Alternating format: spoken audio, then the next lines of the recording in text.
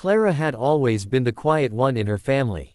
While her sisters married wealthy men and flaunted their children, Clara was whispered about as the barren one. Doctors had once told her she might never have children, and her family never let her forget it. When a rugged rancher named Luke came looking for a wife, Clara's relatives saw an opportunity for mockery. "Send Clara," they sneered. "At least the barren girl won't ruin a real man's bloodline." She overheard them, tears burning her eyes, but she stayed silent. A marriage was better than living under constant ridicule. Perhaps, far away on the ranch, she could build a quiet life, even if it meant loneliness. When Luke arrived, tall and sunburnt, with calloused hands and kind eyes, Clara was surprised. He didn't look at her with scorn. He simply said, "Life out here is hard. I need someone strong, not perfect." It was the first time someone had spoken to her without pity.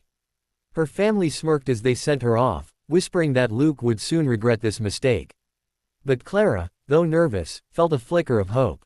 Maybe the ranch would offer her more than she had ever known: respect, dignity, perhaps even love. As the wagon rolled away, her mother's mocking voice echoed, "She'll come back crawling."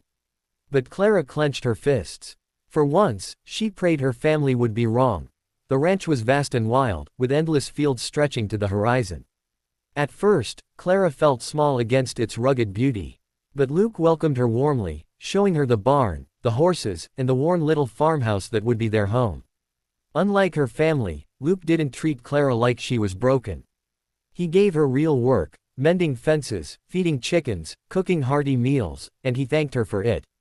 "You make this place feel alive again," he said one evening as they sat by the fire. Clara found herself smiling more than she had in years. She loved watching Luke work, his strength matched only by his gentleness with the animals. Slowly, a quiet companionship grew between them. Still, Clara's doubts lingered. At night, when she lay awake, she remembered her family's cruel words.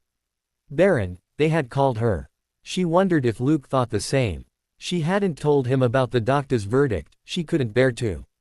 But Luke never pressed. Instead, he spoke of dreams, expanding the ranch, building a future. His steady presence gave Clara courage she never knew she had. For the first time, she felt wanted not for what she could give, but simply for who she was. Seasons passed, and the ranch thrived. Clara worked side by side with Luke, learning resilience, finding joy in simple things. Yet beneath the surface, a quiet ache remained, her unspoken fear of never giving him the family he deserved. One autumn morning, Clara woke feeling faint. Weeks went by, and the sickness returned. Fear gnawed at her, until she realized what it meant. Her hands trembled as she held her stomach. Could it be possible? After years of being told she could never bear a child, could she now be carrying life inside her? She didn't tell Luke right away. Doubt whispered cruelly in her ear, what if she was wrong? What if hope betrayed her again? But as weeks passed, her body changed, and there was no denying it. Finally, with tears in her eyes, she whispered to Luke one evening, "I think I'm with child." Luke froze, then his face broke into the widest grin she had ever seen. He lifted her into his arms, laughing and crying at once. "Clara, do you know what this means? A miracle." For Clara, the moment was overwhelming. All the years of shame, all the cruel jokes of her family, all the nights she cried alone, washed away in a single embrace. She wasn't broken. She wasn't barren. She was a woman blessed with the very gift she had been denied. As the months passed, Luke cared for her tenderly, never letting her lift more than she could. The ranch echoed with new hope, and Clara's heart swelled with gratitude. She realized then that love, not cruelty, was the soil in which miracles truly grew. When Clara's daughter was born, she was the most beautiful thing Clara had ever seen. Tiny fingers, soft breaths, and the sweetest cry filled the ranch house with joy. Luke held the baby gently, his eyes misting over. "She's perfect," he whispered. Clara named her Grace, because that's what she felt had saved her. Months later, Clara received a letter from her family. They demanded she visit, likely eager to mock her miserable life. Luke wanted to protect her, but Clara agreed. She no longer feared them. She had something stronger than their cruelty: her child, her husband's love, and her dignity. When she walked into her family's parlor, holding baby Grace, the room fell silent. Her sisters stared, stunned. Her mother's mouth dropped open. The very daughter they had mocked, the infertile one, stood before them with the most precious gift they had said she'd never have. Clara didn't gloat. She simply smiled softly and said, "This is my daughter." Luke stood at her side, his strong hand resting protectively on her shoulder.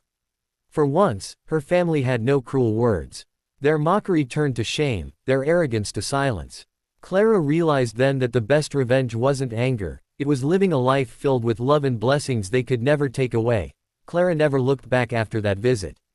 She returned to the ranch with Luke and Grace, her heart lighter than ever. The pain of her family's cruelty no longer chained her.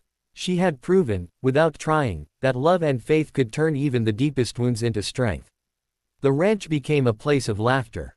Grace grew surrounded by fields, horses, and the unconditional love of her parents. Luke often said, "I thought I was taking in a wife to help me survive, but instead, you gave me a reason to truly live." Clara sometimes remembered her past, the whispers, the cruel nickname, the feeling of worthlessness. But now, those memories no longer stung. Instead, they reminded her of how far she had come. She wasn't the barren daughter anymore. She was a mother, a wife, a woman loved beyond measure. Her family's joke had backfired in the most beautiful way. They had sent her away in shame, but she had returned in triumph, with a child in her arms and love in her heart. As the sun set over the wide prairie, Clara stood on the porch with Luke, watching Grace play in the tall grass. She leaned against him and whispered, "I'm glad they sent me." Luke kissed her forehead. "So am I." And in that golden light, Clara knew, she was exactly where she was always meant to be.